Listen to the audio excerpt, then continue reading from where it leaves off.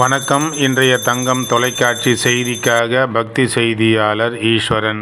இன்று பிரதோஷ தினத்தை முன்னிட்டு ராணிப்பேட்டை மாவட்டம் வாலாஜா தாலுகா கீழ்விசாரம் முந்திரித்தோப்பு பகுதியில் அமைந்துள்ள ஸ்ரீ சொர்ணபுரீஸ்வரர் ஆலயத்தில் இன்று மாலை 6 மணி அளவில் சிவன் பக்தர் திரு ராஜசேகர் அவர்கள் சிவபெருமானுக்கு பல்வேறு விதமான அபிஷேகங்கள், ஆராதனை, தீபாராதனை, அலங்காரம் செய்து சிறப்பாக வழிபாடு செய்து இதில் கலந்து கொண்ட பக்தர்களுக்கு பிரசாதங்கள் வழங்கி சிறப்பித்தார்.